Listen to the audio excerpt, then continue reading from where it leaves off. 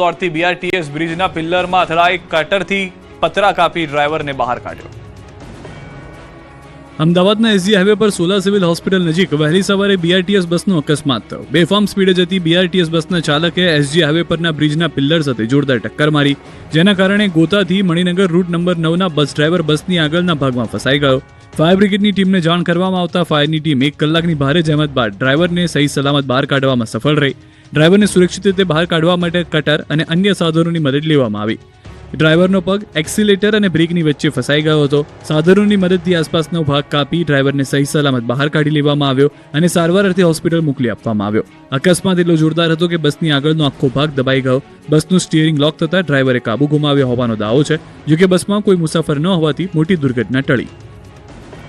સાણંદમાં doctor, builder, વેપારીઓ દારૂની મહેફિલ માણતા ઝડપાયા। 81 લોકોની ધરપકડ। 25મી મેરેજ એનિવર્સરીના નામે પાર્ટી યોજી હતી। 18 દારૂની બોટલો, 10 હુક્કા, 8 હુક્કાની ફ્લેવર, 33 ફ્લેવર્સવાળા હુક્કાના ડબ્બા, 74 મોબાઈલ સહિત 43 પુરુષો અને 38 મહિલાઓ સહિત 81 લોકો દારૂની પાર્ટી કરતા રંગે હાથે ઝડપાયા। અમદાવાદમાં સાણંદ પોલીસે મોડી રાત્રે ગોરસ સીમ નજીક આવેલા નિર્વાણા ગ્રીન્સ વીકેન્ડ હોમમાં ચાલી રહેલી હાઈ પ્રોફાઇલ દારૂ હુક્કા મહેફિલ પર રેડ કરી રંગમાં ભંગ પાડ્યો। 81 જેટલા યુવક યુવતીઓની અટકાયત કરી પોલીસના દરોડા લઈને નાસભાગ મચી ગઈ। જાણકારી મુજબ સાણંદના પ્રાઇવેટ વીકેન્ડ હોમમાં મુંબઈના અમિત ગોપીલાલ પચરેલીવાલાએ પોતાના સાઢુ આદર્શ અગ્રવાલની મેરેજ એનિવર્સરીને લઈને એવીની 25મી મેરેજ એનિવર્સરીની થીમ પાર્ટી યોજી। વેલકમ ડ્રિંક્સથી લઈને દારૂ, હુક્કા અને જમવા સહિતની વ્યવસ્થા કરાઈ, જેમાં 11 ટેબલ પર કેક, હુક્કા અને દારૂ પીરસાયો અને મહેમાન બન્યા હતા અમદાવાદના બિલ્ડર, વેપારીઓ અને ડોક્ટર। પોલીસે રેડ કરતા જ પાર્ટી એનિમલ્સમાં નાસભાગ મચી ગઈ, પરંતુ પોલીસે 38 યુવતી, 43 યુવકો એમ 81 લોકોની અટકાયત કરી કુલ 2.91 કરોડનો મુદ્દામાલ જપ્ત કર્યો। પોલીસે ઝડપેલા પૈકી મોટાભાગના લોકો 35 થી 40 વર્ષથી વધુ વયના છે। પોલીસના કહેવા મુજબ આ મહેફિલમાં અનેક મોટી હસ્તીઓ અને માલેતુજાર પરિવારના યુવક યુવતીઓ હાજર હતા। સાણંદની મહેફિલમાં 20થી વધારે લક્ઝુરિયસ ગાડીઓ પોલીસે કબજે કરી હતી। મહિલાઓને મેડિકલ તપાસ બાદ નોટિસ ફટકારીને છોડી મૂકવામાં આવ્યા હતા। જામખંભાળિયામાં માત્ર 920 રૂપિયા માટે થયો જીવલેણ હુમલો। પાનના દુકાનદારને 920 રૂપિયાની ઉઘરાણી કરતા 4 લુખ્ખાઓએ બેફામ રીતે વેપારીને માર્યો હતો, જોકે પોલીસે ચારેય ટણીબાજોને પકડી હવા કાઢી નાખી। લુખ્ખા તત્વોના આતંકના દ્રશ્યો જામખંભાળિયાના છે। અહીં પાનના વેપારીએ લુખ્ખા પાસે બાકી 920 રૂપિયાની ઉઘરાણી કરી હતી, ત્યારે લુખ્ખા તત્વો ગુસ્સે ભરાયા અને વેપારી કંઈ સમજે તે પહેલા જ દુકાનમાં ઘૂસીને માર માર્યો। દ્રશ્યોમાં જોઈ શકાય છે કે વેપારી દુકાનની અંદર ખુરશીમાં બેઠો છે, ત્યારે એક શખ્સ દુકાનના થડા પર ઉભો રહી યુવાનને મારે છે, જ્યારે 2 ટપોરીઓએ વેપારીઓનો પગ પકડી રાખે છે અને એક વ્યક્તિ મારે છે। ઢોર માર મારી લોહી લુહાણ કરી નાખ્યો હતો। આ અંગેની ફરિયાદ કરતા પોલીસે 4 આરોપીઓને પકડી સરઘસ કાઢ્યું હતું, વરઘોડો કાઢી લુખ્ખાઓની હવા કાઢી હતી। જનતાના કામ કરવા બદલે વિસાવદર નગરપાલિકાના ચીફ ઓફિસર અને ભાજપ ઉપપ્રમુખ વચ્ચે ઝપાઝપી થઈ ગાળાગાળી પર ઉતરી આવ્યા। પત્રકાર છરી મારવાની વાત કર, જોવો તો ખરા કેનો ન્યાય છે, જોવો તો ખરા તમે છરી હાથમાં લીધી છરી, અરે જોવો તો ખરા બે પૈસામાં વેચાઈ ગયો તમે હું છો, અરે હું છું એક પણ પૈસો બની નથી એમ તમે વાત તમે જનતાના કામ કરવાની બદલે નગરપાલિકાની ચીફ ઓફિસર અને ભાજપના ઉપપ્રમુખ વચ્ચે કંઈક આ પ્રકારે જામી પડી। પદાધિકારીઓ વચ્ચે ખુલ્લેઆમ ઝઘડો થયો। જૂનાગઢ જિલ્લાની વિસાવદર નગરપાલિકામાં વહીવટીતંત્ર અને ચૂંટાયેલા પ્રતિનિધિઓ વચ્ચેના ગજગ્રાહે હિંસક સ્વરૂપ ધારણ કર્યું। ભાજપ શાસિત આ નગરપાલિકામાં ચીફ ઓફિસર પી.જે. વઘાસિયા અને નગરપાલિકાના ઉપપ્રમુખ રમેશ ભાંગરોળિયા વચ્ચે ઉગ્ર બોલાચાલી બાદ ઝપાઝપી થતા ચકચાર મચી ગઈ। છેલ્લા કેટલાક સમયથી શહેરના વિકાસના કામોના આયોજન અને અમલીકરણ બાબતે અધિકારી અને પદાધિકારીઓ વચ્ચે મતભેદો ચાલી રહ્યા હતા। આ મામલે રજૂઆત કરવા ગયેલા ઉપપ્રમુખ અને અન્ય સભ્યો સાથે ચીફ ઓફિસરની ચેમ્બરમાં ચર્ચા ચાલી રહી હતી, જે દરમિયાન મામલો બિચક્યો। શહેરના પ્રાથમિક પ્રશ્નોના નિકાલમાં વિલંબ થતો હોવાના આક્ષેપ સાથે સભ્યો રોષે ભરાયા। આ આખી ઘટનામાં બંને પક્ષો એકબીજા પર ગંભીર આક્ષેપ કર્યા। Chief officer પી.જે. વઘાસિયાએ આવેશમાં આવીને તેઓને છરી બતાવી ડરાવવાનો પ્રયાસ કર્યો। આ બગડાટી બાદ બંને પક્ષો વિસાવદર પોલીસ સ્ટેશને પહોંચ્યા। ચીફ ઓફિસર અને ઉપપ્રમુખે એકબીજા વિરુદ્ધ લેખિતમાં ફરિયાદ કરવા અરજી આપી છે। સુરતના સંવેદનશીલ એરિયામાં પોલીસે ત્રીજી આંખથી કર્યું કોમ્બિંગ। 78 શંકાસ્પદોમાંથી 12ની અટકાયત કરી। સુરતના ભિસ્તાન પોલીસ સ્ટેશન વિસ્તારમાં કાયદો અને વ્યવસ્થા જાળવી રાખવા માટે પોલીસે એક સુઆયોજિત કોમ્બિંગ ઓપરેશન હાથ ધર્યું। આ ઓપરેશનમાં ટેકનોલોજી અને માનવબળનો સમન્વય જોવા મળ્યો. પોલીસની ટીમો જ્યારે જમીન પર 100થી વધુ પ્લાસ્ટિકના ઝૂંપડાઓમાં તપાસ કરી રહી હતી ત્યારે આકાશમાં ડ્રોન કેમેરા સતત નજર રાખી રહ્યા હતા. આ ડ્રોન સર્વેલન્સનો મુખ્ય હેતુ એ હતો કે ગીચ વિસ્તારમાં તપાસ દરમિયાન કોઈ પણ અસામાજિક તત્વ પોલીસને જોઈ નાસી ન જાય.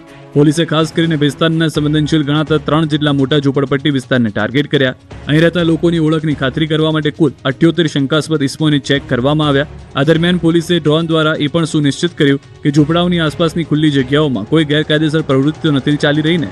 આ ઓપરેશનમાં 12 પ્રોહિબિશનના બુટલેગરો અને 6 હિસ્ટ્રી શીટરોને શોધીને તેમની હાલની પ્રવૃત્તિઓ અંગે પૂછપરછ કરવામાં આવી. આ ઉપરાંત 4 ટપોરી ગણાતા ઇસમોને પણ ચેક કરવામાં આવ્યા. પોલીસની આ આક્રમકતાને કારણે ગુનેગારોમાં ફફડાટ ફેલાયો. કોમ્બિંગ દરમિયાન 78 શંકાસ્પદ ઇસમોની પૂછપરછ અને ઓળખની ખરાઈ કરાઈ છે.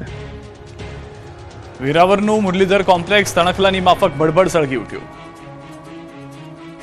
વેરાવળ જૂનાગઢ બાયપાસ પર આવેલા મુરલીધર કોમ્પ્લેક્સ જાણે કોઈ તણખલાની માફક બળબડ સળગી ઉઠ્યું હોય. આખું બિલ્ડિંગ આગને હવાલે થઈ જતા નાસભાગ મચી ગઈ. આ ઘટનાને કારણે સમગ્ર વિસ્તારમાં અફરાતફરી મચી ગઈ. કોમ્પ્લેક્સમાંથી ધુમાડાના ગોટે ગોટા નીકળતા આસપાસના લોકોમાં ભયનો માહોલ સર્જાયો. આગની જાણ થતાં જ વેરાવળ ફાયર બ્રિગેડની ટીમ તાત્કાલિક ઘટના સ્થળે પહોંચી. ફાયર કર્મચારીઓએ ઝડપી કાર્યવાહી કરીને આગને વધુ ફેલાતી અટકાવી હતી. સતત પાણીનો મારો ચલાવી આગને કાબૂમાં લેવામાં આવી હતી, જેના કારણે મોટી દુર્ઘટના ટળી હતી. આગની ઝપેટમાં કોમ્પ્લેક્સ પાસે પાર્ક કરેલું એક 4 વ્હીલર વાહન અને 2 મોટરસાયકલ આવી ગયા. આ વાહનો સંપૂર્ણપણે બળીને ખાખ થઈ ગયા. આગ લાગતા જ કોમ્પ્લેક્સમાં હાજર વેપારીઓ, કર્મચારીઓ અને સ્થાનિક લોકોમાં ભયનો માહોલ સર્જાયો. પરિસ્થિતિની ગંભીરતા જોતા લોકો પોતાનો જીવ બચાવવા માટે કોમ્પ્લેક્સમાંથી બહાર દોડી આવ્યા. થોડા સમય માટે બાયપાસ માર્ગ પર ટ્રાફિક પણ પ્રભાવિત થયો. આગ એટલી ભીષણ હતી કે આખું બિલ્ડિંગ ભસ્મ થઈ ગયું.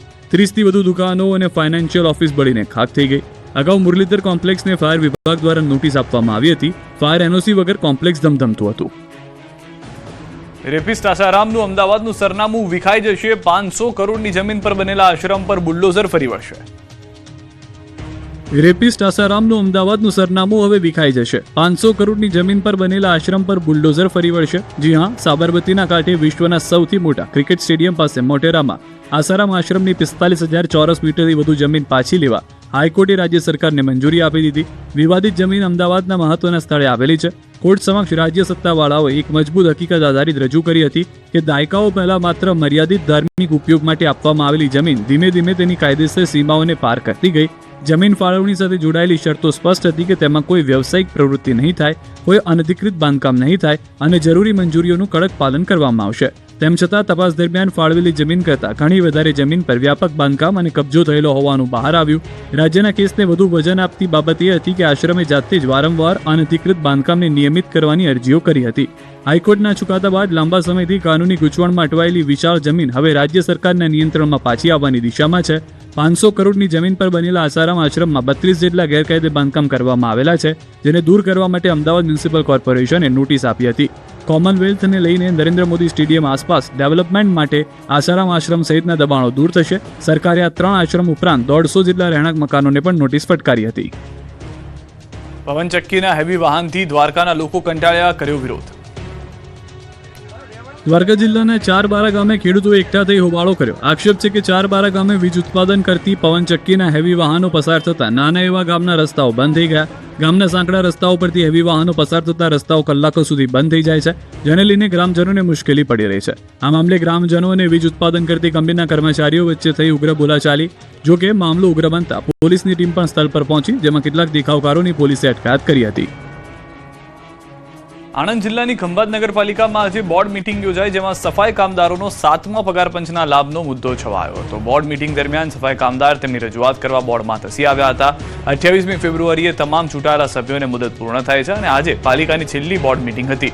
હાલ પાલિકામાં 280 સફાઈ કામદારો તેમના 7મા પગાર પંચનો લાભ મળવાથી હડતાલ પર છે. તો બોર્ડ મીટિંગમાં સફાઈ કામદારો 7મા પગાર પંચની લાભ મેળવવા માટે રજૂઆત કરવા ધસી આવ્યા અને પ્રમુખ, ઉપપ્રમુખ અને કમિટી ચેરમેન વિરુદ્ધ સૂત્રોચ્ચાર કર્યા. પરિસ્થિતિ એ હદે વણસી હતી કે બોર્ડ મીટિંગમાંથી આ તમામ સભ્યો બહાર નીકળી શકે તેમ ન હતા. સફાઈ કર્મચારીઓએ બોર્ડ રૂમની ઘેરાબંધી કરી હતી. ખંભાત એર પોલીસે હસ્તક્ષેપ કરી મામલો થાળે પાડ્યો.